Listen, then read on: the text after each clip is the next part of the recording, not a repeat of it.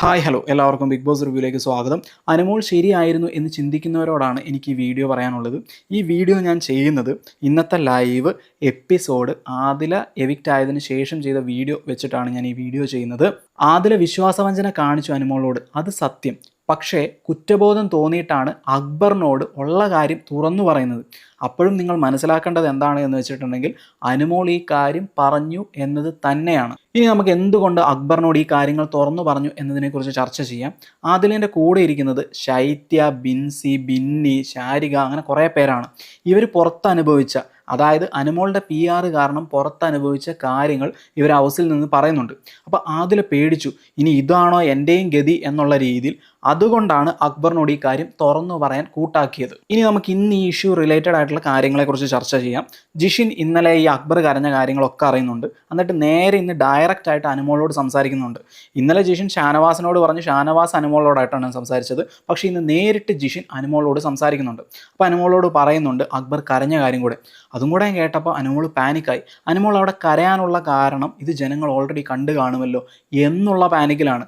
അനുമോൾ അവിടെ പറഞ്ഞു എന്നുള്ള കാര്യം 100% എനിക്ക് വ്യക്തമായിട്ടുണ്ട്.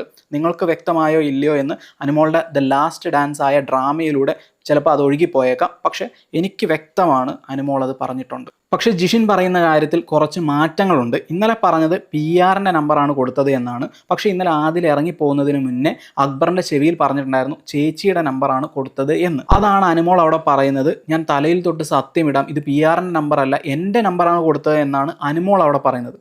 അതിനുശേഷം ജിഷിൻ പറയുന്നുണ്ട്, ഇത് നൂറ ഇവിടെ ഉണ്ടല്ലോ, നൂറേനോട് പോയി ചോദിക്കുക എന്ന് പറയുമ്പോൾ നൂറേൻ്റെ അടുത്തെത്തുമ്പം നൂറ പറയുന്നുണ്ട്, നിൻ്റെ ചേച്ചീൻ്റെ നമ്പർ എഴുതി തന്നായിട്ട് ഞാൻ ഓർക്കുന്നുണ്ട് എന്നുള്ള കാര്യം പറയുന്നുണ്ട്.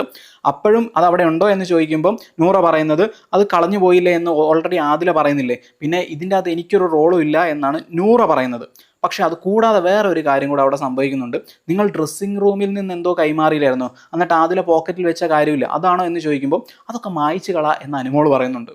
അതിനുശേഷം വേറൊരു കാര്യം കൂടെ നിങ്ങൾ ചിന്തിക്കേണ്ടതെന്ന് വെച്ചിട്ടുണ്ടെങ്കിൽ നൂറ തന്നെ പറയുന്നുണ്ട് അക്ബറിനോട്, നിങ്ങൾ അനുമോൾ പറഞ്ഞ ബാക്കിയുള്ള കാര്യങ്ങളും കൂടെ കേട്ടിട്ടുണ്ടെങ്കിൽ നിങ്ങൾ എന്ത് ചെയ്യും എന്നാണ് അക്ബറിനോട് ചോദിക്കുന്നത്. സോ ഇത് കൂടാതെ ഇതുവരമായി ബന്ധപ്പെട്ടിട്ട് പല കാര്യങ്ങളുമുണ്ട്. അതിലൊരു കാര്യമാണ് ഈ സംഭവിച്ചിരിക്കുന്നത്. പിന്നെ ഇവർ ബെഡിൽ വെച്ചിട്ട് ഈ ടിഷ്യൂ പേപ്പറിൽ എഴുതിയ കാര്യമൊക്കെ എൻ്റെ ഒരു വേഗം ഓർമ്മയുണ്ട്. ലൈവിലാണോ എപ്പിസോഡിലോ എവിടെയോ കണ്ടിട്ടുണ്ട്. പക്ഷേ ഇത് കൂടാതെ ഡ്രസ്സിങ് റൂമിൽ നിന്നും എഴുതിയിട്ടുണ്ടാവാം, ഇല്ലാതിരിക്കാം. പക്ഷേ ആദിലേനോട് പറഞ്ഞിട്ടുണ്ട് എന്നാണ് ഇന്ന് നമ്മുടെ യൂട്യൂബ് ചാനലിൽ ആദിലിട്ട വീഡിയോയിലും തറപ്പിച്ച് പറയുന്നത്. അനുമോളുടെ കരച്ചിൽ കണ്ടപ്പോൾ സത്യം പറഞ്ഞാൽ ഞാൻ ചിന്തിച്ചു പോയി, അനുമോളുടെ ഭാഗത്താ ന്യായമെന്ന്. പിന്നെ ഞാൻ ഈ എല്ലാ വീഡിയോയും കണ്ടിട്ട് എനിക്ക് മനസ്സിലായ കാര്യമാണ് പറയുന്നത്. അനുമോൾ അവിടെ കരയാനുള്ള ഒരൊറ്റ റീസൺ, ജനങ്ങൾ ഇതെല്ലാം അറിയുമല്ലോ. ഇന്നലെ അക്ബർ കണ്ട കാര്യം, അതായത് അക്ബർ കരഞ്ഞ കാര്യം ഇത് ജനങ്ങളിലേക്ക് എത്തിയല്ലോ, ആ ഒരു പാനിക് സിറ്റുവേഷനും പിന്നെ ആദിൽ ഇതൊക്കെ വിളിച്ചു പറയുമെന്ന് സ്വപ്നത്തിൽ പോലും നമ്മുടെ അനുമോൾ ചിന്തിച്ചിട്ടില്ല. ഇന്ന് ശരിക്കും ആദില കട്ടപ്പയായി മാറുന്നുണ്ട്.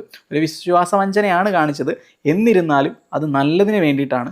അനുമോൾ കൊടുത്തത് തിരിച്ചു കിട്ടി എന്നാണ് എനിക്ക് ഇന്നത്തെ ദിവസത്തെ വിശേഷിപ്പിക്കാനുള്ളത്. ഇനി നമുക്ക് ഇന്ന് സംഭവിച്ച മറ്റു കാര്യങ്ങളിലേക്ക് വരാം. ഇന്നലെ ശൈത്യ വ്യക്തമായിട്ട് അനുമോളോട് പറയുന്നുണ്ട്, ഞാൻ ഇന്ന കാര്യങ്ങളാണ് ബാക്കിയുള്ളവരോട് പറഞ്ഞത് എന്ന്. അതിൻ്റെ അകത്ത് ഒരു കാര്യം പൊക്കി പിടിച്ചിട്ട് ഇന്ന് രാവിലെ തന്നെ അനുമോൾ ലക്ഷ്മിനോട് പറയുന്നുണ്ട്, ആര്യനും എന്നെക്കുറിച്ച് അപവാദം പറഞ്ഞ് ശൈത്യം നടക്കുന്നുണ്ടായിരുന്നു, എനിക്കത് ഒട്ടും അക്സെപ്റ്റ് ചെയ്യാൻ പറ്റുന്നില്ല എന്നോ. ശൈത്യ ആകെ പറഞ്ഞത് നിങ്ങൾ തമ്മിൽ ക്രഷ് ഉണ്ട് എന്നാണ്. പിന്നെ ആര്യൻ ഒരു ചോദ്യം ചോദിച്ചു, ആ ക്രഷ് ഉണ്ടെങ്കിൽ പിന്നെ അതൊക്കെ ചെയ്തത് ചിലപ്പം ലവ് ആയിക്കൂടെ എന്ന് ചോദിച്ചപ്പം ആവാം എന്നൊരു കാര്യം പറഞ്ഞു. അതിനെ പൊക്കി പിടിച്ചാണ് ലക്ഷ്മിയോട് ഈ കാര്യം പറയുന്നത്.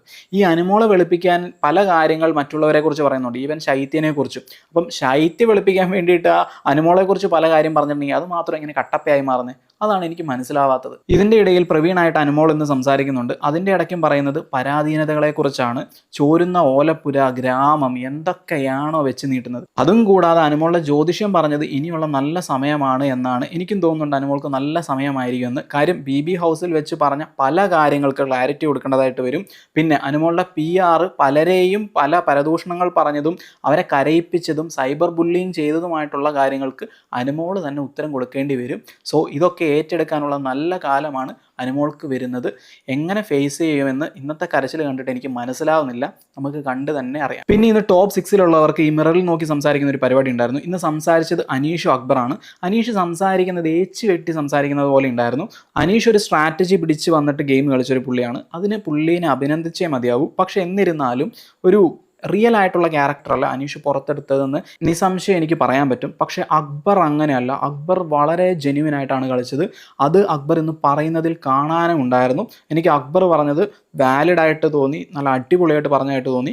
ഞാൻ സപ്പോർട്ട് ചെയ്യുന്നതും അക്ബറെ തന്നെയാണ്. അത് പറയാതിരിക്കാൻ വയ്യ. കാര്യം ഇത്ര ജെന്യുവൻ ആയിട്ട് കളിച്ച വേറൊരു കണ്ടസ്റ്റൻറ്റ് ഈ ബേബി ഹൗസിലില്ല. പിന്നെ കൂടെ നെവിനും ഉണ്ട് കേട്ടോ. നെവിനും അത്യാവശ്യം നല്ല ജീനിയസ് ആയിട്ടും ജെന്യുവനുമായിട്ടാണ് കളിച്ചത്. പിന്നെ ഒരു കാര്യം കൂടെ ഞാൻ പറഞ്ഞുകൊള്ളട്ടെ, എനിക്കത് പറയേണ്ടത് അനുമോളെക്കുറിച്ചൊരു നല്ലതാവണമെന്നുണ്ട്. പക്ഷേ എന്ത് ചെയ്യാൻ പറ്റും, അനുമോൾ അവിടെ ചെയ്യുന്നതെല്ലാം തെറ്റുകളാണ്. നൂറ് പോലും ക്യാപ്റ്റനായി എന്നൊരു പരാമർശം ഇന്ന് അനുമോൾ നടത്തുന്നുണ്ട്. അത് ആദ്യം ഉള്ളിൽ നിന്ന് തന്നെ വന്നതാണ്. അതിനെ അക്ബർ ചോദ്യം ചെയ്യുന്നുണ്ട്. അതിനെ അടക്കം വളച്ചു തിരിക്കാൻ വേണ്ടിയിട്ട് അനുമോൾ ഷാനവാസായിട്ട് ശ്രമിക്കുന്നുണ്ട്. പക്ഷേ അത് ചീറ്റിപ്പോയതെന്നാണ് എനിക്ക് തോന്നിയത്. അത് അനുമോൾ അവിടെ എടുത്തിടണ്ടായിരുന്നു. അനുമോൾ തന്നെ അവിടെ കുഴിയിലേക്ക് ഇടുന്നത് പോലെ ആയിട്ടാണ് എനിക്ക് ഫീൽ ചെയ്തത്. എനിക്ക് അനുമോളായിട്ട് പേഴ്സണലായിട്ട് ഒരു വൈരാഗ്യമില്ല. പക്ഷേ അനുമോൾ ഈ കാണിക്കുന്ന സ്വഭാവങ്ങൾ ഈ സൊസൈറ്റിയിൽ ആർക്കെങ്കിലും ഉണ്ടെങ്കിൽ അവർ തിരുത്താൻ വേണ്ടിയിട്ടാണ് ഞാൻ ഈ കാര്യം സംസാരിക്കുന്നത്. അനുമോളെക്കുറിച്ച് 1-2 പ്രാവശ്യം എൻ്റെ വീഡിയോയിൽ നല്ലത് പറഞ്ഞിട്ടുണ്ട് എന്നല്ലാതെ ഇതുവരെ അനുമോൾ നല്ലത് പറയിപ്പിച്ചിട്ടില്ല. സോ ഇങ്ങനെയുള്ള ക്യാരക്ടർ ഉണ്ടെങ്കിൽ അവരെ അനലൈസ് ചെയ്ത് തുറന്നു കാട്ടാനാണ് ഞാൻ ഈ വീഡിയോയിൽ കയറി സംസാരിച്ചുകൊണ്ടിരിക്കുന്നത്. ഞാൻ അക്ബറിനെ സപ്പോർട്ട് ചെയ്യാനുള്ള കാരണം ഇത് തന്നെയാണ്. അക്ബർ അവിടെ ജെനുവിൻ ആയിട്ടാണ് നിന്നിട്ടുള്ളത്. കാര്യങ്ങൾ തുറന്നു കാണിച്ച് വ്യക്തമായി സംസാരിച്ചിട്ടുണ്ട്. ഏറ്റവും കൂടുതൽ ഒറ്റപ്പെടൽ നേരിട്ടൊരു വ്യക്തിയും അക്ബറാണ്. അക്ബറിൻ്റെ ഒരു മിസ്റ്റേക്ക് എന്ന് പറയുന്നത് ഈ ബുള്ളി ചെയ്യുമ്പം അതിൻ്റെ അളവങ്ങ് അക്ബർ നിശ്ചയിക്കാൻ പറ്റുന്നില്ല. പിന്നെ അസ്ഥാനത്തൊരു കോമഡിയൊക്കെ അടിക്കുന്ന പരിപാടി അതൊക്കെ ഒഴിച്ചു നിർത്തിയിട്ടുണ്ടെങ്കിൽ അക്ബർ ഒരു ജീനിയസ് ഗെയിമറുമാണ്, ജീനിയസ് ഹ്യൂമൻ ബീയിനുമാണ്. ഇത്രയും കാലം ഞാൻ ലൈവ് കണ്ടിട്ടായിക്കോട്ടെ, എപ്പിസോഡ് കണ്ടിട്ടായിക്കോട്ടെ, ഞാൻ വോട്ട് ചെയ്തിരിക്കുന്നത് പലതവണ അക്ബറിനാണ്. പിന്നെ കൂടാതെ നെവിനും ഞാൻ ചെയ്തിട്ടുണ്ട്, ഇടയ്ക്ക് ആര്യനും ഞാൻ ചെയ്തിട്ടുണ്ട്. ബാക്കി ആർക്കും എനിക്ക് ചെയ്യാനും തോന്നിയിട്ടില്ല. പിന്നെ ലക്ഷ്മിയുടെ പരാമർശങ്ങൾ നടത്തുന്നത് അതൊക്കെ ഒരു കഴമ്പില്ലാത്ത പരാമർശങ്ങളാണ്, എടുത്തു ചാടിയുള്ള പരാമർശങ്ങളാണ്. പുള്ളിക്കാരിക്ക് വലിയ ക്യാരക്ടർ ഉണ്ട് എന്നാണ് ധാരണ. പക്ഷേ അത് ധാരണയിൽ മാത്രം ഒതുങ്ങിപ്പോകുന്ന ഒന്നാണ് എന്ന് പറഞ്ഞുകൊള്ളട്ടെ. സോ എനിക്ക് ഇത്രയൊക്കെയാണ് സംസാരിക്കാനുള്ളത്. നിങ്ങൾക്ക് എന്തെങ്കിലും എതിരഭിപ്രായം ഉണ്ടെങ്കിൽ കമൻറ്റ് ബോക്സിൽ രേഖപ്പെടുത്തുക. എനിക്ക് സമയം കിട്ടുകയാണെങ്കിൽ ഞാൻ എന്തായാലും അതിന് റിപ്ലൈ തന്നിരിക്കും. ഞാൻ എല്ലാവർക്കും റിപ്ലൈ കൊടുക്കാറുണ്ട്. എൻ്റെ ഭാഷ ഞാൻ നിങ്ങളോട് പറയാറുണ്ട്. സോ അതുകൊണ്ടാണ്. Thank you for watching. നിങ്ങൾക്ക് വീഡിയോ ഇഷ്ടപ്പെട്ടിട്ടുണ്ടെങ്കിൽ ഷെയർ ചെയ്യുക, ലൈക്ക് ചെയ്യുക, സബ്സ്ക്രൈബ് ചെയ്യുക.